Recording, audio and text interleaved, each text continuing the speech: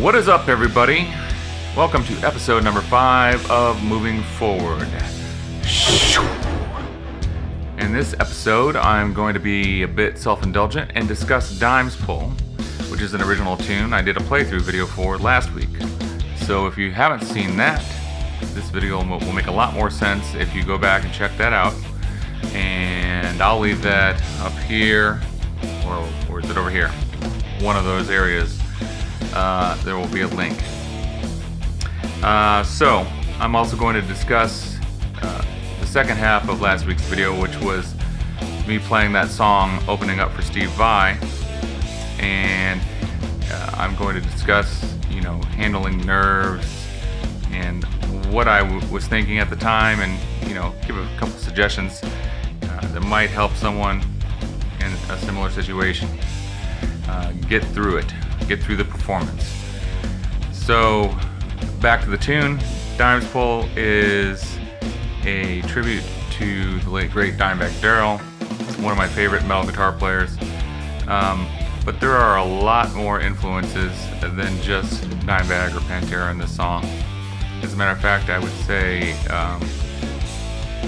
there really aren't that many Dimebag influences in this song.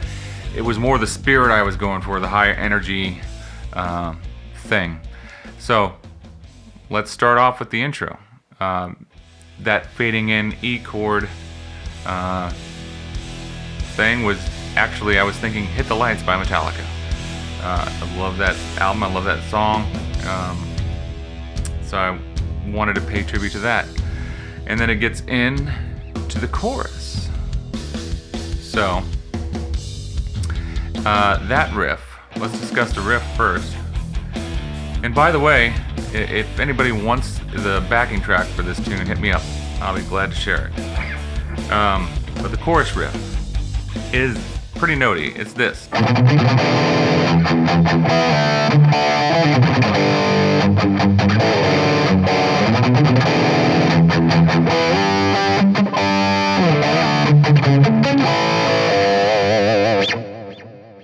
And real quick, it has that D against the open E note, which is a sound I love. I wanted to use it, first heard that in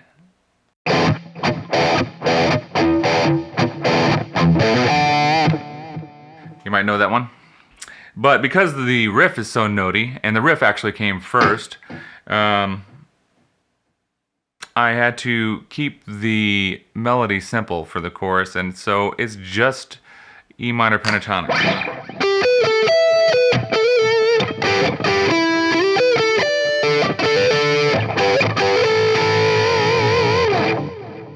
And I follow it up with some octaves. You may notice here I drift out of the E minor thing because I'm using the G sharp. And where that lands, not because I was brilliant and planned it, but in hindsight, it probably happened because I like the sound, is over this. That E and D thing I was talking about, and the G sharp with that creates that E7 type of sound, which is a cool sound to me. So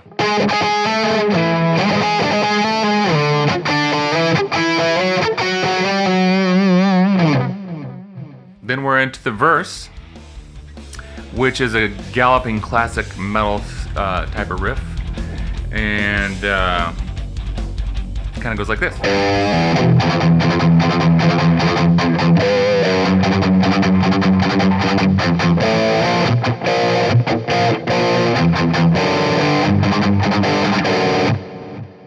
And over that, I get into a definite Dimebag-ism, which is the harmonic that I slam with the underside of my finger. Now, I've kind of discussed this before, the technique. He, I believe, would flip the string and then depress the bar and hit the harmonic on the way up. So, which obviously I never got good at, so I adapted this technique I learned from Matthias E. Eklund.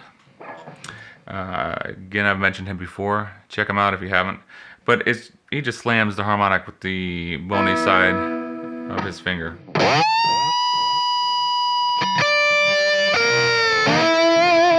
And then the melody from there is just from the blues scale, E minor, or E blues, B flat against that B harmonic.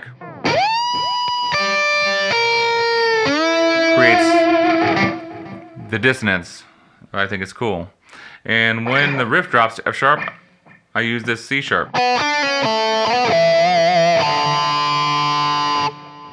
And you could think of that as E Dorian if you wanted to, which Dorian, if you're thinking intervallically, is a major scale with the flat 3 and flat 7. So if this is a major scale, I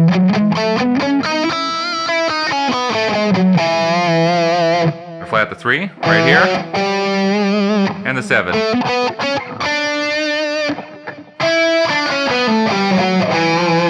And that, as you see, we'll give you that C sharp. I guess I should say as you hear. Back to the harmonics. Harmonic.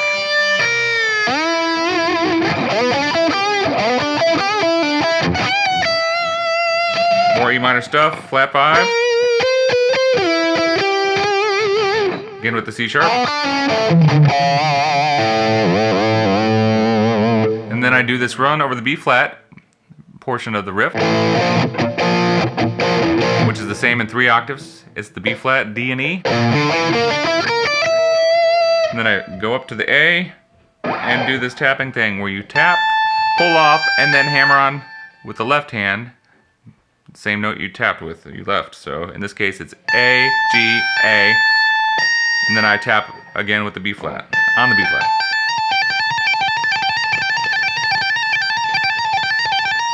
That's a Paul Gilbert thing, influence. So then it finishes out with another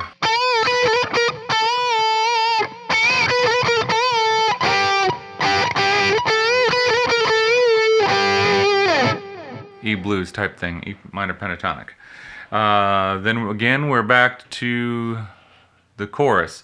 This time the chorus is half as long, so I had to kind of do a different turnaround with the octave portion of it, because the tag of the riff moves up to a G. I couldn't be starting the octave on the G sharp, so it goes like this the second time around.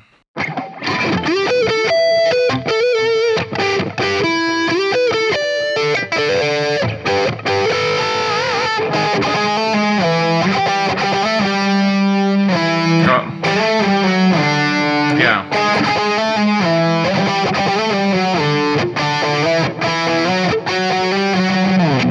And let me backtrack to the first chorus because I missed something I wanted to touch on, which was the second half of the chorus. So let me just get through it so I can point it out.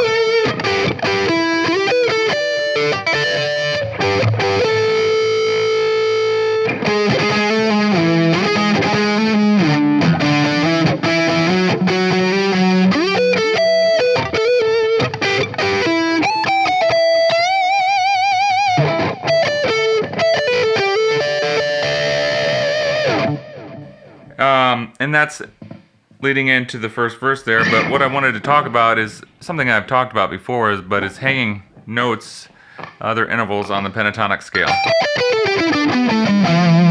And in this lick,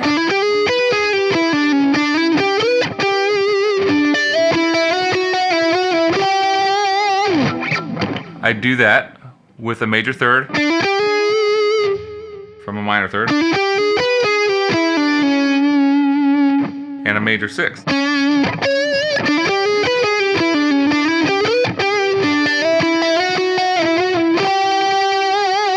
Okay, so let's go back to the second verse, which starts with those harmonics again.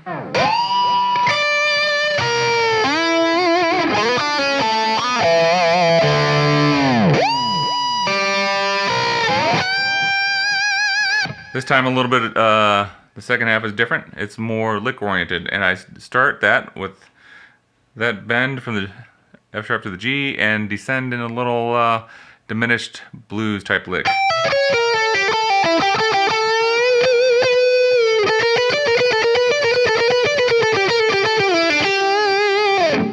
Now that lick is another Paul Gilbert-ism, or Al Di Meola, if you want to use that frame of reference, which is that picking.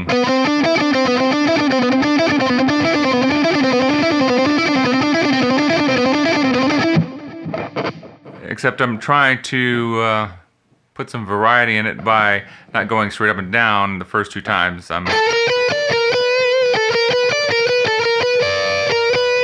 the third time I do go straight up and down.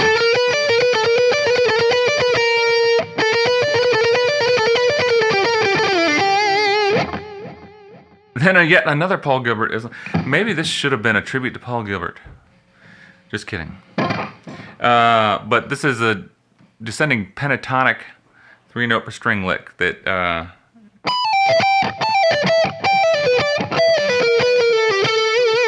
goes like that.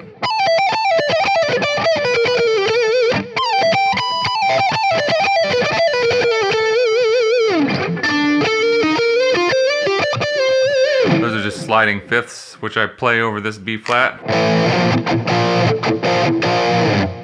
And over the G, in the, really it's a G to a D move. It's an inverted D there. I play this,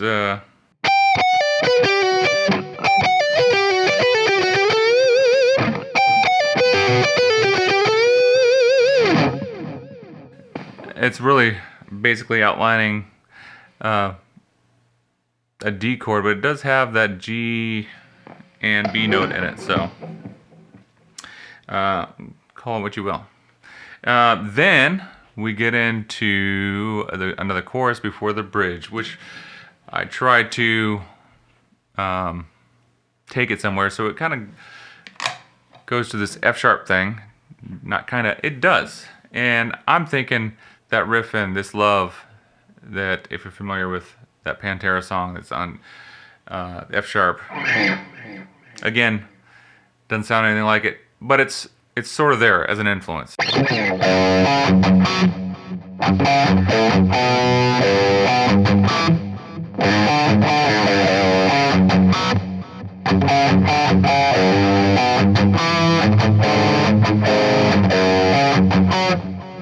And over that, I'm thinking more or less F sharp Phrygian, and technique-wise, I remember thinking at the time, I was reading that Steve Vai was talking a lot about strengthening the left hand with trill exercises. So I was in that mode, and I kind of started that.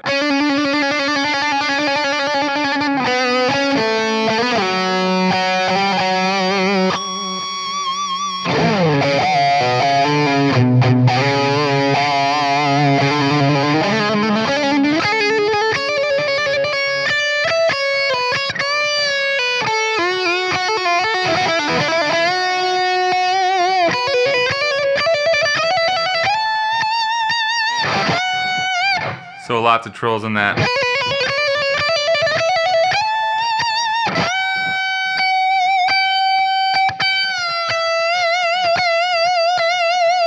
Going back to the intro, before the solo, which has a pretty metal riff underneath it, and that's this.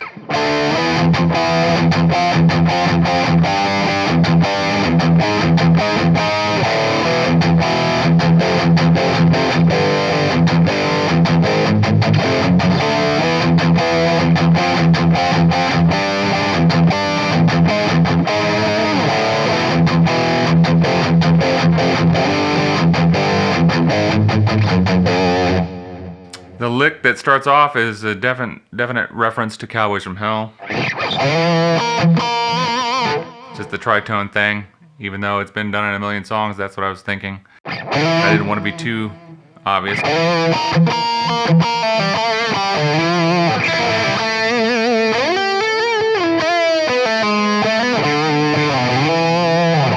There, I'm using that, if you've seen my bending video, tips, tricks, and licks video on bending, I talk about this technique where I'm pulling off to a note out of key and bending up to a note in key.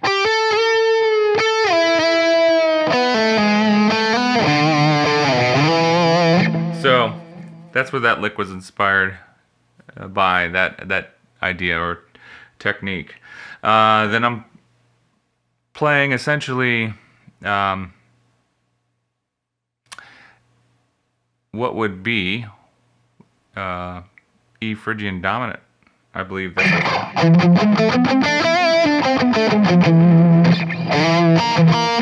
in this run.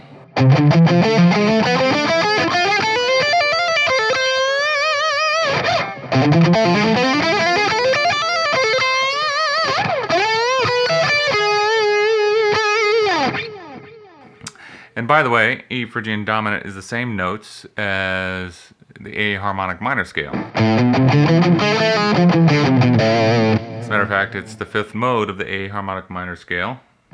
1, 2, 3, 4, 5. So if you played that from there.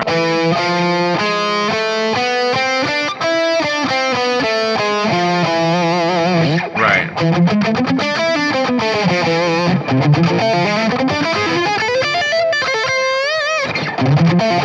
Get that a little better.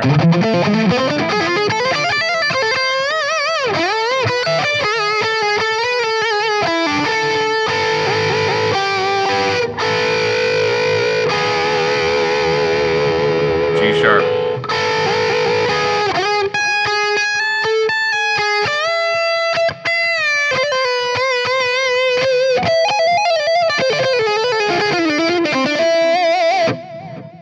So, after the beginning of the solo, which is what has those bends that I was talking about, it's pretty much all E Phrygian dominant. The ending run is the same scale as well.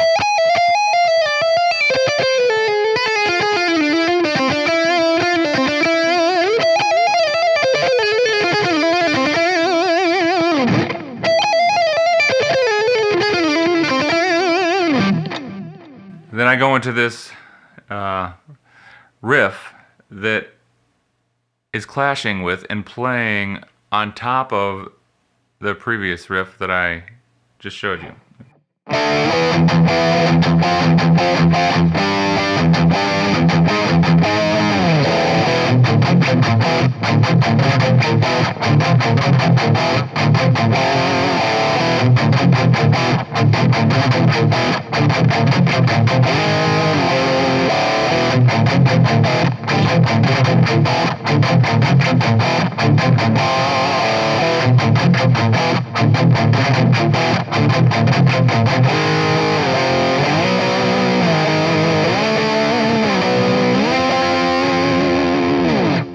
And then I'm ending it by moving those fourth intervals up in minor thirds.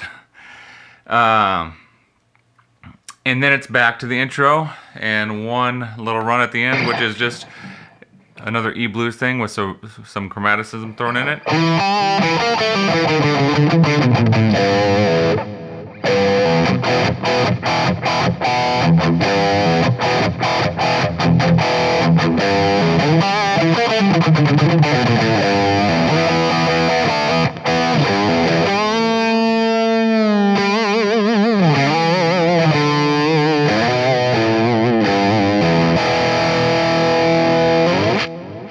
There you go, that's Dimes Pull.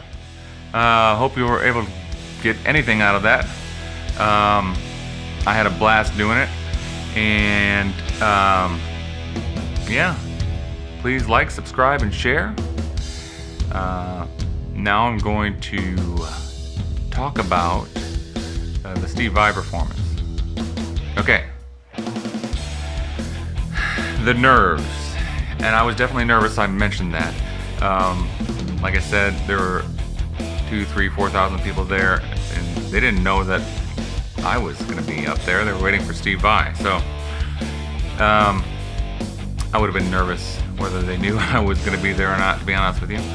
And I did end up making some mistakes. But the best thing I can say is make sure you're practiced and expect the nerves. Unless you're one of these players that is just you're never nervous and always confident, then more power to you. Great. But being prepared is of paramount importance, in my opinion, because you can expect to cut in half whatever you think your ability is on stage. You know, the adrenaline's flowing, you might be moving around, you might be energetic, so you're not sitting in your practice space anymore, perfectly conditioned and concentrating on every little movement. Now you're in a live performance situation, and it's just the way it goes, and it goes that way for most people. You know, if you're here when you're practicing, when you're performing, expect to be here. So that means here has got to be good, and that just means practice. And then, you know, if the nerves are coming and you're freaking out, just be honest with yourself and you know, accept it. And I'm not saying give into it, but a lot of times, you know, trying to push it away will make it worse. So, you know, concentrate on something as simple as breathing, you know, your breath, and trying to relax. Imagine yourself being successful. If you don't believe you can do it, you won't be able to. That's a simple fact as well. So you have to be able to envision yourself having the success that you're trying to achieve, and you're halfway there. So calming those nerves, let's, you know, go back to the breathing thing. Or whatever it is for you, it settles you down. A happy memory, you know, concentrating on what you're doing, if you're warming up, whatever it is. But just accepting it is half the battle. And, you know, admit it. You know, if you have the opportunity to your audience. I heard Tommy Emmanuel say once that, you know, he would often say to the crowd, "Man, I'm nervous," and got that out of the way. So that can go a long way to calming yourself. And I recall the first gig I ever played when I was 15 or 16. I was so nervous. I was kind of freaking out. I thought I was literally gonna lose it until I got up there and got in the moment, you know. And you sort of settle down into the situation most times. So trust in yourself, and that'll go a long way. Also, going back to what I was saying about, you know, practicing and the difference between here and here, there are other variables that will contribute to that. You know, different stages have different problems. You run into certain areas where you can't hear yourself, or you have some equipment malfunction, failure. So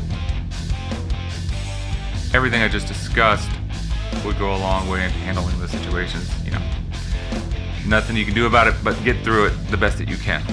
So, for what it's worth, those are my 2 cents on dealing with nerves when playing live. And I think we've moved forward at least a little bit, right? See you guys in the next video, and gals. Until then, rock on.